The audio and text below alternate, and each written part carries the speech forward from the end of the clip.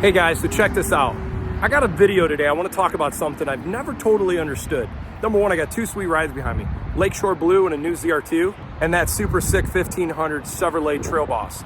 So here's my question for you guys.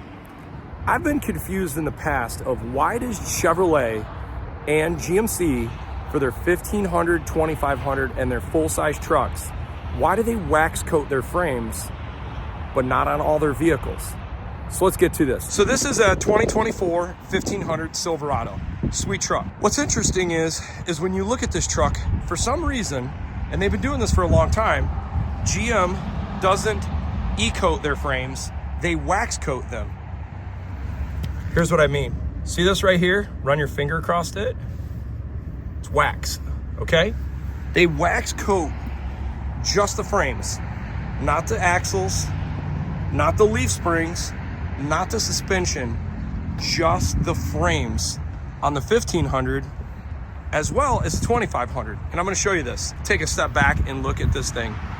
Is Lakeshore Blue not such an awesome color? I love this thing. I think it's a good looking ride.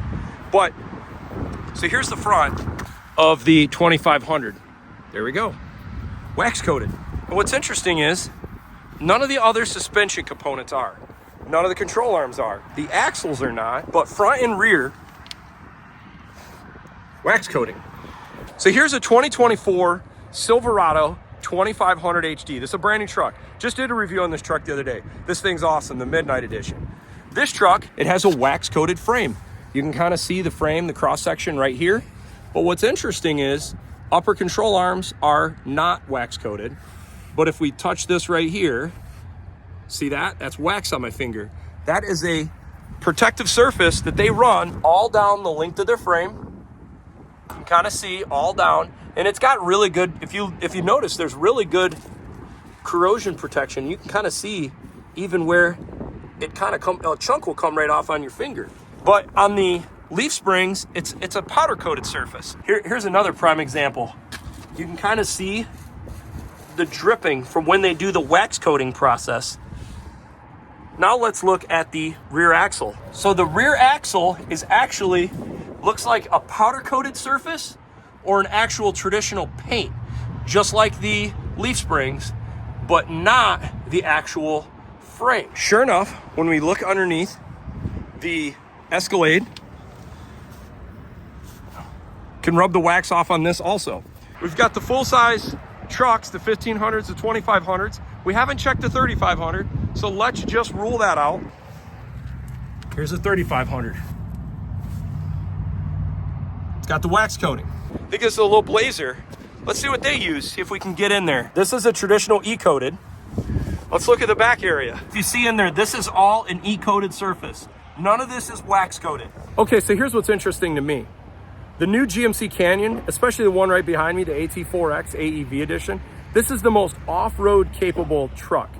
Right up there with the Raptor. Proportions-wise, this truck is super incredible off-road. But let's see what kind of frame coating technology they use on this truck. So let's check this out. This is all E-coated, no wax, all E-coated. So the most capable truck made for off-road conditions, all kinds of protection for dirt, debris, and everything. E-coated frame. All right, so now let's look and see what Ford uses on the F-150 frame. This is also an E-coated technology. Kind of see just the paint type finish, which is a harder surface. Kind of see down the frame. And then in the back area. But also what you kind of see is look at the surface corrosion on their rear axle. Here's another F-150 that used the E-coated.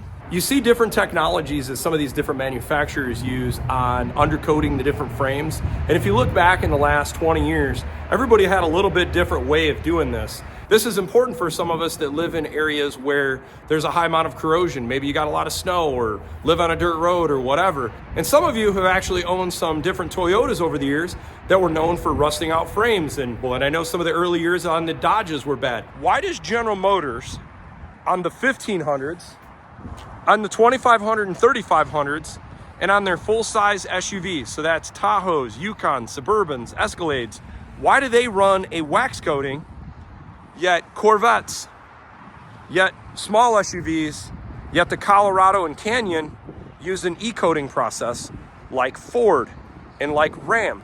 So let's check this out. So if we look at Ram, and we look at Ford, and we look at Toyota, none of them use a wax coating technology. They also use an e-coated process. I've got mixed feelings on this. So is the wax coating supposed to hold up and be more durable? I've actually investigated this a little bit, and I found some people believe the wax coating actually holds up better in a rockier or dirtier environment, because when a rock flings up and hits the surface of the frame, there's no chance of it chipping because it's a soft material, whereas an e-coat could actually break down and chip. For me, my worry always with the wax coating is I live on a dirt road and it gets nasty. And when my neighbors had new Silverados and GMCs, and that wax coating, when you go to clean it, it just looks nasty. And so I'm just wondering if there's a reason why they would do that. Instead of doing the powder coated finish like an e-coating, you can just power wash it up and it will clean up. I'm sure there's a good reason for it. But now I'm gonna give you a reason of why I personally am not a fan of the wax coating surface. If we look at this truck, look at the color of that frame. That's just dirt sitting on the frame. But look at the sway bar. The sway bar actually isn't e-coated, but the dirt's not sticking to it. Now let's look at the frame on this truck. Look at that. It's just coated. It sticks right to it. And there's the cross members on the frame. So there's the wax coated frame. Look how nasty it is. Look at all the dirt it's attached to it. Now let's look at the leaf springs. E-coated. There's no dirt sticking to that. Well, that's interesting. Okay, so this truck is a 2021 Silverado 1500. And this is a wax coated frame. Now here's the 2022. You can kind of see how the dirt is collecting on the frame. Now let's look at an e-coated frame for General Motors. So this is a 2020 GMC Canyon, and they use an e-coated process. See this? Nothing on my finger. This is just dirt. This is e-coating, no wax. Here's another one right next to it. Frame looks great. So these frames look pretty decent. But when we look at this wax coated frame that's a few years old, the thing doesn't look as great. Here's another one. Here's a wax coated frame. So here's another example. This is a 2016 Ram 2500. This has not been painted over. This is stock undercoating painting, because you can still see the same bolt holes. You can tell it hasn't been undercoated, but this e-coated frame doesn't look too bad. You see a little rust where some of the welds are, but not bad. So here's the 2022 F250. They use an e-coated frame, and you can see the salt all splattered up on this. But let's look and see how this frame looks. Now granted, it's dirty. You can see a lot of dirt on it, but when you get to underneath it, it's still a good black surface finish, and this is e-coated. I don't see any rust. Let's look right next to this. This is a 22 GMC.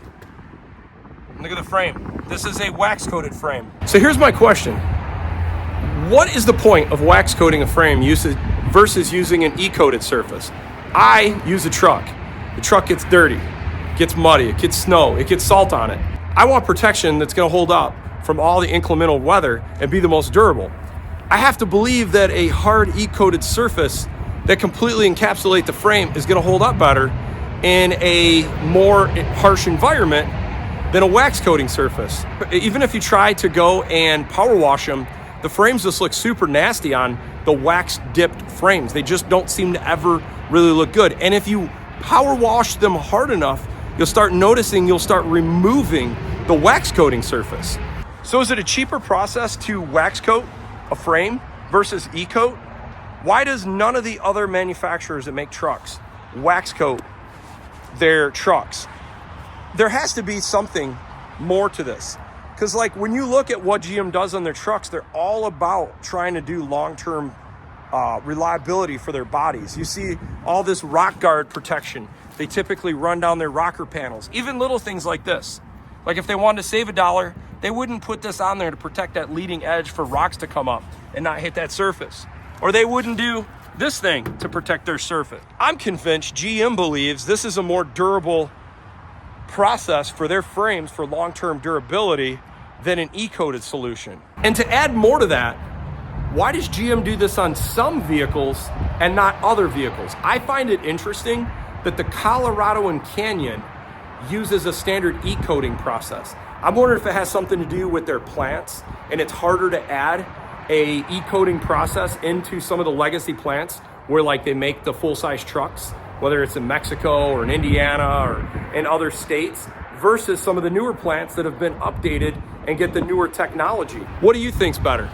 I personally think the e-coated process is better because I think it's gonna hold up more long-term, and the way that you can wash the frames easier and the dirt doesn't adhere, I think it's better. And I believe wax-coated technology used to be more popular. It's just some manufacturers have moved to the e-coating process. I'm curious, leave your comments down below to let me know, what do you think the reason is for it, and what would you prefer? If you could have either option in a vehicle, would you want a wax-coated frame or would you want an e-coated frame? So I hope you enjoy this video. My theory on this whole thing is this is a legacy manufacturing process that General Motors has ran for a long time, and they see value in it. It's probably more profitable than an e-coated process like a lot of their other vehicles they use, and it probably takes a lot of different processing and equipment and capital to upgrade to that new process. If you look underneath most of the new GM trucks, the axles, the leaf springs, everything has great undercoating coverage from the factory, where some of the other manufacturers could use a little improvement there. But I believe this is a lower cost solution than using the e-coating process. It'll be interesting in the future to see, do some of the new GM full-size vehicles come with an e-coated process on their frames for undercoating? Thanks for watching. Have a great day.